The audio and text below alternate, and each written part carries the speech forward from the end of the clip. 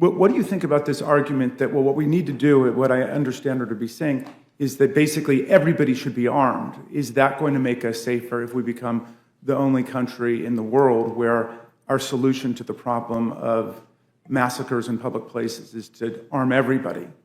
Hey everyone, welcome back to True Voice, where we fight for a more perfect union through truth, justice, and yes, gun safety. I just finished watching a congressional hearing that was as infuriating as it was enlightening. The video? Marjorie Taylor Greene left speechless after Jamie Raskin quoted her own words. Let's watch the video. It's so simple, and it's so simple that I think that we can all come together on it. Thank you. Thank you. Thank you, Mr. Chairman. I yield back. Mr. Raskin. Thank you, Mr. Chairman.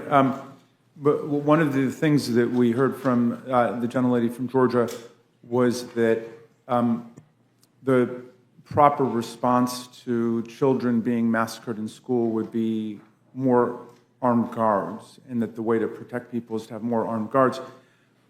And several things came to mind. One was that in Buffalo, the shooter, Peyton Gendron, I think his name was confronted by an armed guard who shot him, but he was wearing body armor, and then was able to kill the guard and go on to massacre people in the grocery store. Ms. Greene, do you think the Second Amendment protects body armor too, by the way? Well, Mr. Raskin, here's what I do believe, is I wish that people inside that grocery store had been armed, but the strict gun control where they live took that ability away from them. I'll reclaim my time. So, Mr. Scott, your state has seen some terrible massacres, like at Virginia Tech. We saw the massacre at Uvalde, where there were lots of police officers around with guns, but they weren't able to stop the madman who got inside with an AR-15, the 18-year-old who got inside with an AR-15 and assassinated those children, such that their parents had to offer DNA to make a positive identification. Couldn't even identify them visually. What do you think about this argument that, well, what we need to do, what I understand her to be saying, is that basically everybody should be armed? Is that going to make us safer if we become the only country in the world where our solution to the problem of massacres in public places is to arm everybody? The evidence I've seen is if you have armed guards in schools, you have no reduction in killings. You do have an increase in school-to-prison pipeline because the police officers there tend to police the children, not protect the children. And so that makes the situation actually worse. I've seen no evidence that school resource officers improve anything as police officers. If you have an additional counselor in the school, psychologist, things like that, that has been shown to reduce the incidence of violence in the school. And so to the extent that the school resource officers providing the counseling and the psychological services, that's a good thing, but unfortunately they tend to do more of the policing and not more of the counseling. But in terms of a protective, most of the school shootings have occurred at schools that have armed guards. They weren't at that end of the school, or I don't know where the SRO was in Uvalde. Yeah. So I want to ask you both about the phrase well-regulated militia that appears in the Second Amendment. In the Heller decision, Justice Scalia said that there is an individual right to carry a gun. The liberals lost that case, arguing that it was only for people who are actively participating in the militia, which we would call the National Guard today. But in order for there to be the availability of self-defense for people and the ability of people to participate in hunting and recreation, which is traditional, people have an individual right. Do you believe,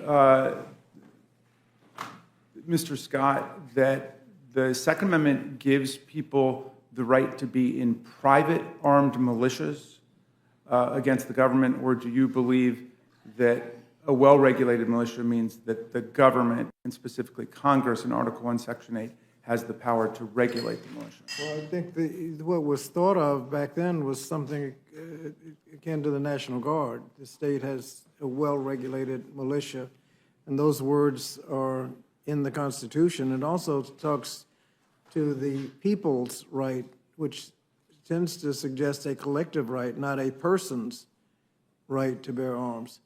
I agree with Justice Warren Berger, who said that the idea that this is an individual right has been a fraud upon the people. Ms. Greene, what about you? Do you think the Second Amendment right protects the right of private armed militias to operate outside of state or federal control? I believe the Second Amendment gives the states the right to have a militia, and it did not expand which way that went, but it gives the state that right. And I think it's extremely important. And I just want to clarify, Mr. Raskins, I never said arm every single person. People have the right to keep and bear arms if they choose. And I also feel that, if my children are in school and a madman with a gun comes to a school to kill people, unfortunately, a psychologist is not going to be able to just talk him out of it. That is not a good way to protect kids. But again, we enjoy... Do you think the students should be armed? I think children should be trained with firearms. I definitely do. I think that's very important so that they understand the So they safety. could repel someone who comes in? That's with not an what I assault said. I said I believe children should be trained with firearms so they understand how to use them and understand the safety. But I think that we should allow states to choose how they protect schools. I believe more in state rights and a lot less than federal intervention. I want to be clear about your position. There are 50 states that now ban private militias on the theory that people don't have a right to take up arms against the government. You agree with that? Mr. Raskins, I believe we're talking about due process rights. I'm not sure how we're onto this about private. We're talking about the Second Amendment. Yes, we're talking about the Second Amendment. That's Yeah. right. I think you mentioned abortion a moment ago, but if we could stick to guns for a second. Well, abortion kills babies, innocent. We're talking about kids being killed. Okay, good. Abortion kills innocent children. All right, I got They your... can't protect themselves at all from this horrific procedure. Sounds like you want to arm them. But in any event, my question That's is impossible. about militias. That's impossible, Mr. Raskins. But I wanted to talk about militias. Do you agree that it's constitutional for the 50 states to ban private militias? I don't think they should be banned. Or the federal government isn't protecting our border. We're being invaded every single day by an unknown amount of people coming illegally across our border. I think we're in a time where states have the rights to be able to figure out how to protect their citizens. Right. So here's what the states have figured out, Ms. Greene. They've figured out that private groups who are armed should not be taking up arms against the government and have no Second Amendment right against the state. So you agree with that? I think the Second Amendment is clear. It means that we need well-armed citizens. And Okay. I believe that's extremely important, Mr. Raskins. And as weird as this body or the Senate perhaps is trying to violate the Second Amendment, but yet the Supreme Court just ruled yesterday that Americans need to be able to keep and bear arms, carry them. Handguns. Bear and them concealed means carry. carry them. Okay. Carry them in order to protect So, Ms. Greene, themselves. but I just found something that said, you're quoted as saying in talking to Real America's Voice that whereas January 6th was just a riot at the Capitol, and if you think what our Declaration of Independence says, it says to overthrow tyrants. So do you think that the assault on the Capitol was a legitimate exercise of popular insurrection? Oh, Mr. Raskins, I know it's early in the morning, but this is the Rules Committee. This isn't your Trump derangement committee that you call the January 6th committee. My last name doesn't have an S on it, Ms. Oh, Greene. I apologize. Okay. Mr. Raskin. Okay, you've been talking about the Second Amendment. You came here to talk to us about the Second Amendment, right? I'm here to talk And so- about due process rights and protecting Americans' Okay. due process rights. All Yes. right, so I just want to be clear. You've been quoted at least as saying that the January 6th riot at the Capitol was in the spirit of the Declaration of Independence, which says you can overthrow tyrants. You've also testified that people have a right to carry guns, presumably wherever they want to go. So it seems to me that lots of people were armed on that day, but the logic of your argument is that everybody could have been armed. and brought their weapons with them. And I'll take that What as a evidence? conclusion. What evidence do you have that a lot of people were armed that day, Oh, Mr. Raskin? Do you have that to Oh, introduce into the record? just wait for it. But when it comes out, presumably you'll be supporting it, right? That they would have a right to have guns and knives with them. Is that right? Mr. Raskin. Is that your position? No, Mr. Raskin. Well, no, I'm again, going to ask I the think- questions here because this I is think- the I Rules think Committee. you've- You're not a member of the Rules Committee, Ms. Greene. Are you? I'm a Are you a witness. member of the Rules Committee? I'm a witness here at the Rules Okay, so I'm Committee asking. Let me just ask you a that question. is talking about due process rights, not your lies about January 6th, about President Trump and others. Okay, I didn't mean, I never mentioned him. You've brought him up. All right, I think your position has become clear. You think the Declaration of Independence says overthrow tyrants, that endows the people. That's Well, that's not. a quote from you. No, you're twisting words in an article. Well, tell us what is your position I'm on it. used to that. I just ask that we not talk over each other because our court reporter, the stenographer here is having a difficult time. Mr. Scott, let me just ask you, and then we can close this, because I think I've gotten everything I need to get, but what's your position on it? Do you think that people have a constitutional right or a right under the Declaration of Independence to attack the government with any kind of weapon? No, and let me clarify, you asked me my opinion on the Second Amendment. Obviously, my opinion is not consistent with recent Supreme Court decisions. The majority of the court is disagreed, and we got to go with what the Supreme Court, we have to respect the court. And they are working out what the individual right is. And they have said in the Heller decision that there are limitations. Yesterday, they indicated that the limitation that New York had was too much, so we're still trying to figure out what the individual right is. As I indicated, I think a plain reading of the Second Amendment is inconsistent with those decisions, but the decisions are what they are. And, you know, our system is the Supreme Court is the law of the land. Yeah. Well, Mr. Chairman, the Constitution gives Congress the right to regulate, arm, fund, organize, discipline the militias. 50 states have banned private militias. There is no right for people to take up arms against the government, and I think we need to put down this insurrectionist interpretation of the Second Amendment that's out there. Justice Scalia has made it very clear that the Second Amendment permits reasonable regulations in the interest of public safety and public security, and this legislation advances, however modestly, that goal of making us all safer. And I yield back to you. Ms. Fishbach.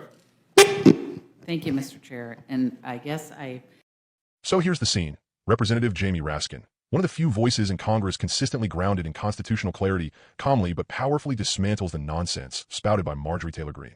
And let me tell you, it was a clinic in how to deal with misinformation. First off, Greene doubles down on the tired old NRA myth that the only way to stop a bad guy with a gun is a good guy with a gun. Raskin claps back with reality. Remember Buffalo? An armed guard was there, and guess what? He was killed because the shooter wore body armor. In Uvalde, dozens of cops with guns stood by as children were murdered. Asterisk, guns didn't save those kids. Bravery didn't either. Policy did not exist. Asterisk. Raskin's point is clear. More guns don't mean more safety. That's not just his opinion. It's backed by data, year after year. More guns in schools? That doesn't stop shootings. But you know what it does do? It feeds the school-to-prison pipeline, especially for black and brown students. That's not patriotism. That's state-sponsored failure. Now let's talk about the Constitution.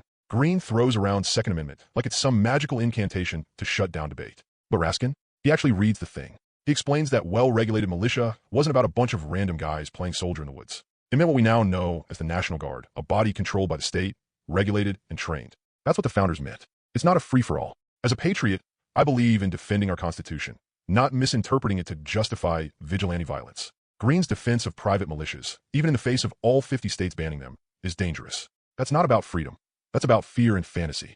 Here's where it got real. Raskin brought up Greene's own words, her comparison of January 6th to the Declaration of Independence. She said, and I quote, "It says to overthrow tyrants." Let that sink in. She's trying to wrap an attempted insurrection in the language of the American Revolution. But let's be clear, there's no tyranny in counting votes. There's no tyranny in certifying an election. What Greene is pushing is not patriotism. It's sedition. And we patriots on the left do not sit quietly while our democracy is threatened.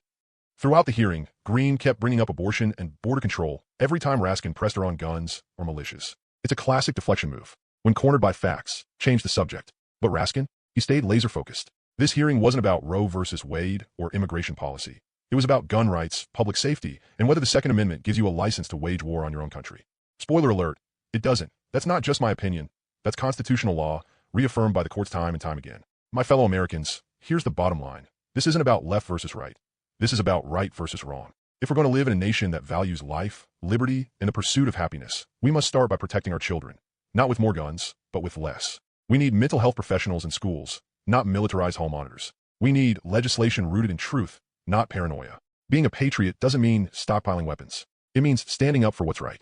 It means holding leaders accountable, even when they wear your party's badge. Jamie Raskin showed us what real patriotism looks like, armed not with weapons, but with facts, history, and moral clarity. If you believe in the Constitution, if you believe in protecting our communities, and if you believe that patriotism means progress, then hit that like button, subscribe, and share this message. Because we're not going to let lies drown out liberty. Not today. Not ever. This is True Voice. Stay strong. Stay informed. Stay free.